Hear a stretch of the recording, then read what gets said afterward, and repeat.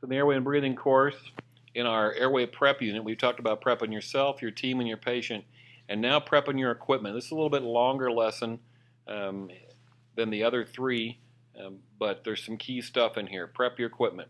We think you need 2 to visualize, 2 to place, 2 to confirm, and 2 to secure. 2 to visualize. You need to have suction ready to go. Don't wait until you need suction to think about suction. Get suction ready to go. Get the turn it on, make sure the battery works. These are battery-powered devices. Batteries fail. Let's make sure the suction works. And get the tubing untangled. It's all nicely coiled up there so it looks good in between calls and for the daycare tour of the ambulance, but it isn't good for airway management. Flake it out. Get that tubing untangled, straightened out, and let's make sure it's ready to go. And then if you're going to adjust your suction force, which you do for some types of suction, in this case you want full-on suction. Well, maybe the last person was running it off an NG tube or had a pediatric patient. They've got it dialed back. Turn it on, make sure it's max force on your adult, and get that tubing untangled and ready to go. So that's 2 to visualize. One of 2 to visualize is the suction.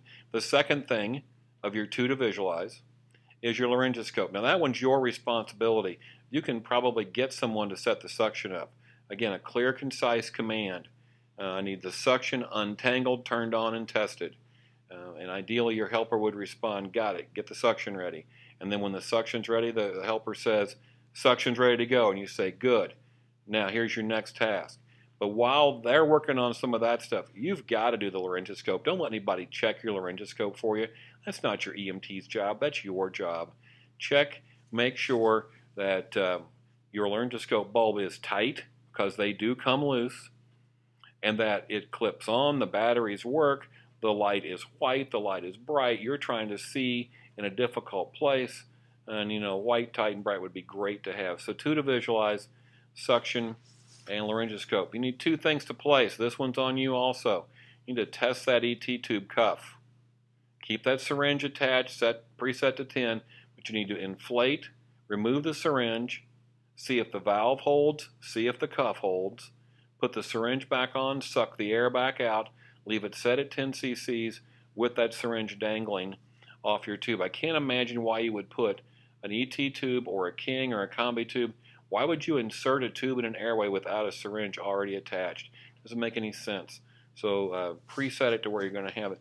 Lube the end of that tube, not the whole thing. Lube the cuff where it's going to try to slide through the cords. And let's try to keep this thing as sterile as possible. Now, people joke about field sterile means it's only been stepped on twice, but you're putting this in somebody's airway, and ideally that is going to be sterile as it goes in there, at least very clean as it goes through the cords into the airway. And think about down the road, if you work so hard to help this patient out and give them a chance, and then they end up with a pneumonia that you could have prevented with a little bit more care with your sterile tube. So I don't like taking that tube out, laying it on the ground or laying on the patient's chest or something like that. Take it out of the package right before you're ready to go. Hold it up in the air. Hand it off to your assistant so you can use 2 hands for laryngoscopy. But test that tube and lube that tube and keep it as sterile as you can. And you need something inside that tube. Tubes are floppy. We should not go in the airway without something to stiffen the tube. We would like to use a bougie. A bougie was originally introduced, originally brought into use as an ET tube introducer or exchanger. So a patient who was intubated on the ICU, they decided they got to change the ET tube out. It's been in too long. They would put the bougie down in there, pull the old tube off over the bougie. The bougie's then maintaining position in the glottic opening, run the new tube back on. And we've found that in emergency airway management, the bougie is an excellent tool. And this is key. If you're kind of ignoring anything else going on here, listen up now. Bougies are excellent because you can feel where you can't see. We don't put tubes through cords unless we can see or we're pretty sure from feel that we're in there. So that bougie will actually bounce along the tracheal rings and come to the carina and kind of hold up. And so the bougie lets you it lets you go ahead and intubate when you have a grade 3. So now we're pulling back to some previous information, but the bougie allows you to go ahead and pass a tube in a grade 3 situation. Use the bougie to feel your way where you can't see. Grade 1, grade 2, you can see it. The bougie may even be kind of in your way in that case, but with a grade 3, you really, really need it. And if you don't have a bougie, well, you ought to try to get your service to buy bougies, because bougies are better and they're not expensive. But some places don't have them. And so if you don't, then you got to settle for a stylet. And we'll talk about that down the road in the ET tube section, about how to do straight to the cuff and 30 degrees, the quote hockey stick thing. I like to say straight to the cuff and 30 degrees. It's more descriptive. But you got to have something in there to stiffen up your tube. So 2 to visualize, suction, laryngoscope. 2 to place, a properly prepped, lubed, tested tube with a bougie or stylet inside of it. Then you need 2 things to confirm. And I'm really going to get preachy about this, because this drives me nuts. With new students and old medics, everybody figures that they've got to listen with a stethoscope to confirm tube placement. And it just is not the most accurate way. When you're listening to lung sounds, a lot of things can get in your way. If you will use capnography, then that's not going to lie to you. If you have a waveform, you're in the trachea. If you don't have a waveform, you're not in the trachea. It's simple. Waveform capnography is the #1 best way to confirm. Then you can get your stethoscope out and confirm your exact location within the trachea. If you have a waveform, you're in the trachea. If you don't, you're not in the trachea. You're probably in the esophagus. But just because you have a waveform, it doesn't mean that you haven't gone down the right main stem, or that you're in the right place where you want to be. You want to be above the carina, below the cords, not down the right main stem. And so the best way to confirm the location of your tube within the trachea is auscultation with a stethoscope. The best way to confirm that you're in is waveform capnography in the presence of chest rise.